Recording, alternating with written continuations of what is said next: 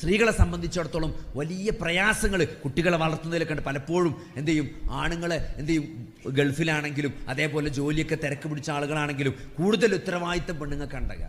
അപ്പോൾ അതിലൊരിക്കലും ഒരു പെണ്ണ് വിഷമിക്കേണ്ടതില്ലാണ്. കാരണം ഏറ്റവും വലിയ ഓഫറാണ്. ഇബ്നു ഹിബ്ബാൻ റിപ്പോർട്ട് ചെയ്യുന്ന ഹദീസിൽ നമുക്ക് കാണാൻ പറ്റും. എന്താണ്? അന്ന നബിയ സല്ലല്ലാഹു അലൈഹി വസല്ലം ഖാല ഇദാ സല്ലത്തിൽ മർഅതു ഖംസഹ, ഒരു പെണ്ണ് 5 നേരം നിസ്കരിച്ചു, വസാമത്ത് ശഹ്റഹ, റമദാനിൽ ഒരു മാസം മുഴുവൻ നോമ്പ് നോറ്റു, വഹഫിളത്ത് ഫർജഹ, അവരുടെ ഗുഹ്യസ്ഥാനം അവൾ സംരക്ഷിച്ചു, വഅതഅത് സൗജഹ, അവരുടെ ഭർത്താവിനെ അവർ അനുസരിച്ചു. സ്വർഗ്ഗമാണ് പഠിച്ച ഓഫർ. ആണുങ്ങൾക്ക് സ്വർഗം കിട്ടാൻ അത്ര ഈസി അല്ല. പക്ഷെ പെണ്ണുങ്ങളെ സംബന്ധിച്ചിടത്തോളം കല്യാണം കഴിച്ചാൽ മതി അല്ലെ. ഒരു പെണ്ണിന് സ്വർഗം കിട്ടാൻ എന്ത് ചെയ്താൽ മതി? കല്യാണം കഴിച്ച് ഭർത്താവിനെ തൃപ്തിപ്പെടുത്തിയാൽ മതി. 5 നേരം എന്തായാലും നിസ്കരിക്കണം, റമദാൻ മാസം എന്തായാലും നോമ്പ് വെക്കണം. ഈ 3 കാര്യങ്ങൾ ചെയ്താൽ, ഗുഹ്യസ്ഥാനം സംരക്ഷിക്കുകയും ചെയ്താൽ നാളെ അള്ളാഹു സ്വർഗം തരുന്നതാണ്. സ്വർഗം തരുന്നതാണ്. അത്രയും എളുപ്പം സ്വർഗം കിട്ടുന്നത് എന്തുകൊണ്ടാണ്? നല്ല മെനക്കെടാണിത്. നല്ല മെനക്കെടാണിത്. ഭർത്താവിനെ സന്തോഷിപ്പിക്കുക എന്ന് പറഞ്ഞാൽ അത്ര എളുപ്പമല്ല.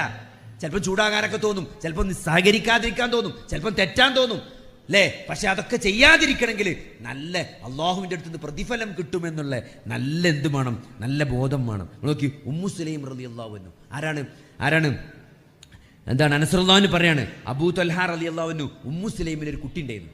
ഉമ്മു സുലൈം റളിയല്ലാഹു അൻഹുവിൽ അബൂ തൽഹ, ഭർത്താവായ അബൂ തൽഹക്ക് ഒരു കുട്ടി ഉണ്ടായിരുന്നു. ആ കുട്ടി മരിച്ചു. മൂപ്പര് യാത്ര പോയതായിരുന്നു. യാത്ര പോയി തിരിച്ചു വന്നപ്പോൾ കുട്ടി മരിച്ചു കിടക്കണം. അപ്പോൾ അദ്ദേഹത്തെ അറിയിച്ചില്ല എന്നാണ്. അറിയിക്കാതെ ഈ കുട്ടിയെ മാറ്റി റൂമിൽ കിടത്തിയിട്ട് ഭർത്താവ് വന്ന് യാത്രാക്ഷീണമൊക്കെ മാറ്റി നല്ല ഭക്ഷണമൊക്കെ കൊടുത്ത് നന്നായി സന്തോഷിപ്പിച്ച് അവരെന്ത് ചെയ്തു? അവർ പരസ്പരം ശാരീരിക ബന്ധത്തിലേക്ക് ഏർപ്പെട്ടതിന് ശേഷം ഭാര്യ ഉമ്മു സുലൈം അബൂ തൽഹനോട് ചോദിക്കുകയാണ്, ഒരാളെടുത്ത് നമ്മൾ എന്തെങ്കിലും സൂക്ഷിക്കാൻ ഏൽപ്പിച്ചിട്ട് അത് തിരിച്ചു ചോദിക്കുമ്പം അത് കൊടുക്കണ്ടേന്ന് ചോദിച്ചു. പിന്നെന്താ അല്ലേ, നമ്മളടുത്ത് എന്തെങ്കിലും ഒരാൾ സാധനം ഏൽപ്പിച്ചിട്ട് അത് തിരിച്ചു ചോദിച്ചാൽ കൊടുക്കണ്ടേന്ന് ചോദിച്ചു. എന്നാൽ നമ്മളെ മകനെ, അള്ളാഹു നമുക്ക് തന്ന മകനെ അള്ളാഹു തിരിച്ചു കൊണ്ടുപോയിക്കണെന്ന് പറഞ്ഞു.